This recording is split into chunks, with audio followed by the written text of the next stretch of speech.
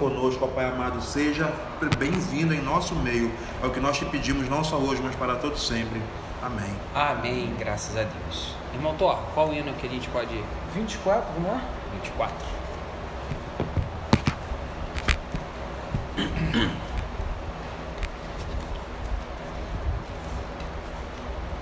Amém, pode puxar. Vamos lá. No Pentecoste sucedeu o que Jesus falou, pois de repente lá do céu um vento assoprou, que veio a casa toda encher e os corações como em poder, poder, poder, poder pentecostal. Ó, vem nos inflamar, também nos renovar. Ó, vem, se vem, ó, chama divinal, teus servos batizar. Em cada um veio repousar a preciosa luz. O preceptor que veio ficar com os servos de Jesus foi o fogo santo do Senhor que os encheu como um vigor, poder, poder, poder pentecostal. Ó, vem nos inflamar, também nos renovar. Ó, vem, se vem, ó, chama divinal, teus servos batizar.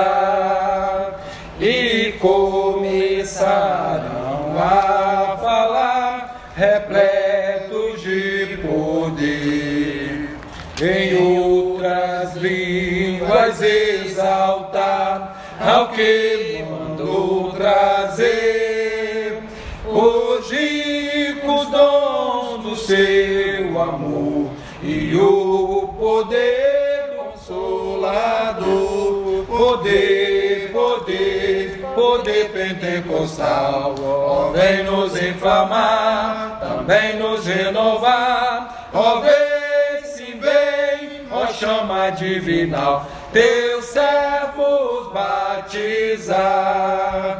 E quem deseja receber esta água salutar, que é prometida ao que crê e humilde esperar, perseverando em oração, terás poder teu coração, poder, poder, poder pentecostal. Ó, vem nos inflamar, também nos renovar. Ó, vem, se vem, ó, chama divinal, teus servos batizar. Amém, Jesus. Aleluia. Sexta-feira, 20 de junho de 2025.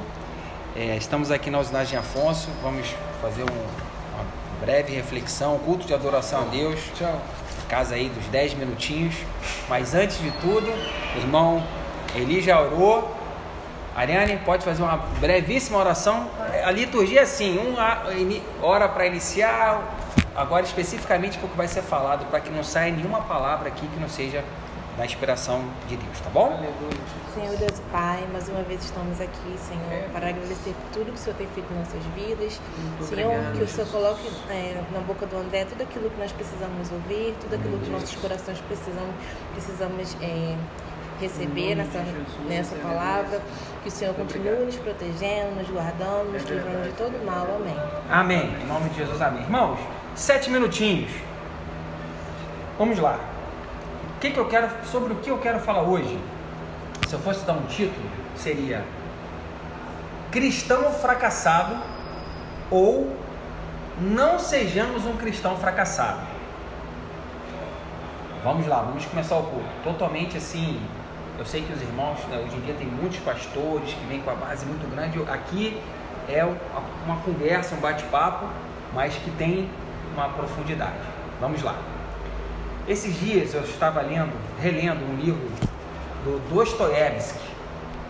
Você sabe que o maior escritor da história do Brasil foi Machado de Assis. E um dos maiores de todos os tempos tem o Shakespeare, mas tem o Dostoiévski. O Dostoiévski, ele era um russo. E um dos livros mais famosos dele chama-se O Idiota. Eu sei que todo mundo está com a vida muito atarefada. E eu sei também que o livro tem 600 páginas. Mas eu não sou muito de ler não, mas esse livro eu li.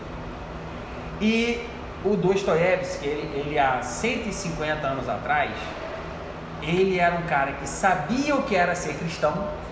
Ele já via a deterioração da Rússia, no caso, da Europa, mas a gente consegue ver que ele viu uma coisa que, se ele tivesse vivo hoje, ele ia falar assim: não pensei que fosse chegar a tanto. E neste livro, ele narra o personagem que é chamado de O Idiota, mas na verdade o personagem é um príncipe que habita numa sociedade em que ele tenta ser bom, mas ele é tratado como um idiota, ok? E neste livro, no final da história, tanto na vida do Dostoiévski quanto na vida do príncipe, o idiota, ele termina mal. Por isso e se você for pesquisar, é como se o Dostoiévski se sentisse um cristão fracassado, porque na vida pessoal dele, ele tinha vício em jogo, a mulher tinha que sustentar ele vendia o livro, antes do livro começar a fazer, ele já estava endividado, mas ele tinha a noção do que era ser um cristão, e ao longo do livro, ele aborda, né, essa dicotomia, como a gente vive num mundo que, se a gente for colocar em prática o que vai estar aqui, a gente vai ser tratado muitas vezes como idiota, né? Porque diante do ímpio, você vai chegar, eu vim aqui para trazer a palavra do ímpio, o ímpio vai estar querendo te pegar. Talvez seja por isso que Deus falou, Jesus disse: sejamos humildes como a pomba, mas prudente como a serpente. Então, e ele tinha 48 anos, o Dostoiévski, quando escreveu isso. Ele tinha perdido uma filha com 3 meses. Imagina ele querendo as ideias dele na cabeça, ele viciado em jogo, uma filha de 3 meses morta, a mulher tendo que implorar para ele não desistir, e ele faz uma obra-prima, O Idiota, se sentindo um cristão fracassado. E uma outra informação, você ainda não chegou na fase dos 40 não, né? Mas existem pesquisas, Ariane, que para a vida do homem, entre os 40 e os 50, chama-se curva U da felicidade. O que é a curva U? O camarada começa felizão, né? Garotão, joga bola todo dia, vai para a faculdade. Aí ele arruma uma família, filho, conta para pagar, vê os boletos. Com 40 anos, geralmente os pais estão velhos morrendo, os filhos estão novos dando problema, o casamento começa a dar aquela rateada, conta para pagar. Ele vê no trabalho assim: caramba, e agora? O que eu vou fazer na minha vida? Eu não vou conseguir ser aquilo que eu sonhei. E aí aquele momento assim, o menor nível de felicidade. E depois que passa dos 50, 60, ele já descer a ribanceira, agora vambora, né? Eu já estou vendo Sião, vambora. Então, eu falei do Dostoiévski, falei desse momento. E aí eu pensei assim: o Dostoiévski se achava um cristão fracassado. O que seria ser um cristão fracassado? Ou o que leva à tristeza um homem na sua casa ali dos 40 aos 50 anos? E eu fui dar uma pesquisada. Então, o que seria ser um problema? Como a gente pode colocar aqui, a crise de identidade, o sentido da vida. O pessoal pode perguntar, né? Estou imaginando aqui alguém que não tenha. Agora eu vou fazer uma extrapolação. Uma pessoa que não tem o evangelho, que não aceitou Jesus, que inclusive deve achar que a gente é bobo, né? Porque os caras são bobão, os caras acreditam. Os caras estão lendo a Bíblia até hoje. Porque eu vou te contar um segredo. No Brasil tem muito filho de Deus, mas pro mundo, se você for em Singapura, que é a cidade mais limpa do mundo, e riqueza, os caras acham que a gente é bobo. Nós somos bobos. Os caras falam: acredita em Deus. Então a sociedade evoluiu, o mundo evoluiu. Então quanto mais evoluído, mais distante. Tal. Mas vamos lá. Então eu estou imaginando esse cenário: pessoa que não tem Deus no coração, que não tem Jesus Cristo, sentido da vida, pressão por sustento, caramba, não vão conseguir pagar minhas contas, desgaste emocional, a pessoa às vezes está numa luta, há 20, 30 anos numa luta, aquilo não resolve e talvez não vá resolver, mas a pessoa está desgastada. A sensação de estagnação, a pessoa parou, tipo assim, caramba, né? Solidão emocional, às vezes a pessoa está junto das pessoas, talvez seja até na igreja lá, 100 pessoas na igreja, mas lá no fundo ela está assim, estou me sentindo só. Isso acontece. Comparação com outras pessoas, medo de envelhecer, e o envelhecimento chega, então os jovens não pensam nisso hoje, né? Arrependimento por erros no passado. Muitas pessoas podem ter feito coisas que se arrependem. Olha só, isso tudo vai somando. Ansiedade e medo pelo futuro. Tentação de desistir e depressão, né? A gente tem a depressão em relação ao passado, o estresse em relação ao presente e a ansiedade em relação ao futuro. André, beleza, você fez esse pano de fundo aí, você falou que o culto tem 7 minutos, já está dando 6. Por isso que a gente está aqui, Eli. Como Jesus Cristo, Ele é a mensagem que preenche tudo. Uma vez um amigo falou, André, você fala muito bem, mas você não lê a Bíblia. Vamos ler a Bíblia?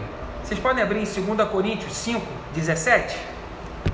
2 Coríntios 5, 17. Para aquela pessoa que está achando que a vida dela não tem sentido. E 7, 17? 2 Coríntios 5, 17. Quem achar primeiro, diz um aleluia. Pode. Aleluia. 2 Coríntios 5, 17. Pode ler. Assim que, se alguém está com Cristo, nova criatura, e as coisas velhas se passaram, eis que tudo se faz novo. Amém. Então, olha aí o antídoto. Pressão por sustento e estabilidade. Esse aqui ele vai saber de cabeça. Mateus 6,33. O que está escrito em Mateus 6,33? Não andeis ansiosos, não é isso? Ou buscai o reino. Quem acha aí Mateus 6,33? Eu vou abrir Isaías 40:31. Se você quiser abrir 1 Coríntios 15:58 ali. 1 Coríntios 15:58, o Thor vai ler Mateus 6,33. Buscai primeiro o reino de Deus e a sua justiça, e todas essas coisas vos serão acrescentadas. O 33. E 33, aí, o 34 diz isso aí: não vos inquieteis, pois pelo dia de amanhã, porque o dia de amanhã cuidará de si mesmo. Basta a cada dia o seu mal. Olha o antídoto aí. Eu vou ler Isaías 40:31 enquanto ele abre o 1 Coríntios 15:58. A Ariane já pode ir para o João 15:15, Ariane. Isaías 40:31. Mas os que esperam no Senhor renovarão as suas forças, subirão com asas como águias, correrão e não se cansarão, caminharão e não se fatigarão. Esse para os que estão com desgaste. Agora o Eli vai dar um antídoto para quem está se sentindo estagnado com a rotina sem propósito. 1 Coríntios 15:58. Isso aí. Portanto, meus amados irmãos, sede firmes e constantes, sempre abundantes na obra do Senhor, sabendo que o vosso trabalho não é vão no Senhor. Aleluia. Para quem está se sentindo com a solidão emocional, João 15:15. 1 João 3:1. Isaías 46:4. Vai, Ariane. Já vos não chamei servos, porque o servo não sabe o que faz o Senhor. Mas tenho-vos chamado amigos, porque tudo quanto ouvi meu Pai vos tenho feito conhecer. Ou seja, a pessoa que está se sentindo com solidão emocional, se ela realmente captou a mensagem, a palavra de Deus diz que Jesus é nosso amigo. 1 João 3:1, para quem fica se sentindo fracassado. 1 João 3:1, você Isaías 46:4 depois. Vamos lá. Vede quão grande o amor nos tem concedido o Pai, que fôssemos chamados filhos de Deus. Por isso, o mundo não nos conhece, porque não o conhece a Ele. Sim, a nossa identidade. Vamos lá, agora quem está com medo de envelhecer, está se sentindo irrelevante, Isaías 46:4. Mesmo na sua velhice, quando tiverem cabelos brancos, sou eu aquele que os susterá. Eu os fiz e eu os levarei. Eu os sustentarei e eu os salvarei. Aleluia. Ariane, abre Mateus 11:28 e eu vou ler 1 Pedro 5:7. 1 Pedro 5:7, para quem está ansioso, é um clássico. 1 Pedro 5:7 diz assim: humilhai-vos, pois, debaixo da potente mão de Deus, para que a seu tempo vos exalte, lançando sobre ele toda a vossa ansiedade, porque ele tem cuidado de vós. Para quem está se sentindo triste pelos erros do passado, o que está escrito em 1 João 1,9, Thor? Se confessarmos os nossos pecados, Ele é fiel e justo para nos perdoar os pecados e nos purificar de toda a injustiça. E Ariane, fechando com chave de ouro, Mateus 11:28, para quem está com tentação de desistir, quem está se sentindo deprimido. Vinde a mim todos os que estáis cansados e oprimidos, que eu vos aliviarei. Amém. Irmãos, então o culto de hoje era o seguinte, para chamar a atenção, como a palavra de Deus nos atende em todas as áreas. O Dostoiévski, realmente, ele foi um cristão fracassado. Embora ele tenha sido um dos maiores escritores de todos os tempos, com uma inteligência, um talento, ele viveu a vida aflito. Conseguiu fazer vários livros com quase 1000 páginas, narrando, perdendo tempo, talvez, ali, embolar situações para expressar como o mundo estava indo à deriva. Talvez ele até tenha, eu não sei, não conheci o Dostoiévski, mas nós que estamos aqui hoje, talvez não estudamos, não teremos a capacidade de escrever um livro, mas nós temos um tesouro, né, que nos preenche em todas as áreas das nossas vidas. E termino, eu não sei se o título desse bate-papo vai ser cristão fracassado ou não sejamos um cristão fracassado. A gente, Ariane, a gente deveria ser bem sucedido em todas as áreas das nossas vidas. Mas se a gente puder escolher uma para não fracassar, é no nosso relacionamento com Deus. Talvez quem estiver me ouvindo já esteja no final, assim, eu não consegui ser um bom pai, eu não consegui ser um bom marido, eu não consegui ser um bom filho, eu não consegui ser um bom funcionário, eu não consegui ser um bom patrão, mas eu consegui ser um bom filho de Deus. Isso eu fui. E aí, isso é o que importa. Essa era a mensagem que eu queria compartilhar com os irmãos. Não sei, irmão Thor, Moni, Ariane, se vocês quiserem, é hora de abrilhantar o nosso áudio agora. Eu só vou fazer abrir um parênteses aqui, só para explicar um entendimento meu, né? De repente vocês vão concordar comigo. Quando Deus criou o ser humano, o homem, Ele fez com a própria mão do pó da terra, façamos o homem a nossa imagem e semelhança, e soprou no homem o fôlego de vida. Eu entendo que o mundo todo foi criado por Deus, todas as coisas foram criadas por Deus, e eu consigo enxergar o DNA de Deus em todas as coisas, eu consigo enxergar isso. No ser humano não é diferente, porque Deus também criou com as suas próprias mãos. Então eu entendo, complementando a sua palavra, eu entendo que o ser humano, ele existe um vazio dentro dele, que esse vazio só se preenche com Deus, com a presença de Deus. Quando isso está vazio dentro do ser humano, o ser humano fica buscando alternativas para preencher aquilo. O ser humano cristão, evangélico, se ele não tiver na totalidade com Deus, se Deus não for o centro da vida dele, vai fazer falta alguma coisa. E ele vai ficar procurando alguma coisa. Mas ele é cristão, ele é evangélico, ele vai na igreja todo domingo, toda quarta, toda sexta, não importa. Se ele não estiver vivendo a totalidade dentro da presença de Deus, ele vai ter um vazio dentro dele e ele vai precisar preencher aquilo com alguma coisa. É o que acontece hoje, nós vivemos isso hoje. O ser humano preenche o vazio como? É aposta, é bebida, é fornicação. Essas coisas é que o diabo bota, né? São as opções que nós temos para preencher um vazio que só Deus preenche. Se eu estiver na presença de Deus, se eu estiver com Deus, eu estiver no centro da vontade de Deus, eu sou completo. Eu não preciso de mais nada. Vai tudo bem. Quando eu falo vai tudo bem, não quer dizer que as coisas à minha volta tá tudo bem, mas dentro de mim eu estou bem. Quando eu estou bem com Deus, quando eu estou preenchido pela presença de Deus, o que acontece fora disso, eu consigo administrar, eu consigo lidar bem, eu consigo saber como é que eu vou lidar com aquela situação. Agora, quando existe um vazio dentro de mim, aquela falta de Deus, aí eu começo a preencher com outras coisas. Aí o que acontece? A minha vida só piora, porque existe um vazio, e esse vazio é só Deus que preenche. Só Deus completa o vazio dentro do homem, e é o que a gente acabou de presenciar aqui. A gente precisa ser preenchido por Deus. Se eu não tiver preenchido por Deus, eu sempre vou buscar alguma coisa. Mas o fulano vai para a igreja, o fulano tem uma obrigação, o fulano tem um cargo dentro da igreja. Meu irmão, se ele não tiver preenchido pela presença de Deus, sempre vai faltar alguma coisa na vida dele. Amém. Amém. Só mais 30 segundos, Dó. Eu falei assim, eu não vou falar não para não... Mas realmente é importante. O livro fez sucesso, não é à toa. E a pegada do Dostoiévski é o seguinte, a personagem que o príncipe disputa uma tal de Nastácia com outro cara era um pilantra, o príncipe era, imagina, um cara bom, e essa Nastácia, ela via, vamos colocar assim, ela via Deus, mas ela, segundo o Dostoiévski, ela não teve a força, ou não se julgou digna. E onde eu quero chegar com isso, Cor? Você colocou muito bem, a pessoa tem que preencher. O inimigo, às vezes, ele planta uma seta na pessoa de que a pessoa não é digna e que ela não vai conseguir. Meu ponto é o seguinte, quem às vezes está nessa situação, às vezes ela percebe, tipo assim, não, eu não posso fazer isso, eu não quero preencher minha vida com isso, mas eu não consigo. Aí desiste.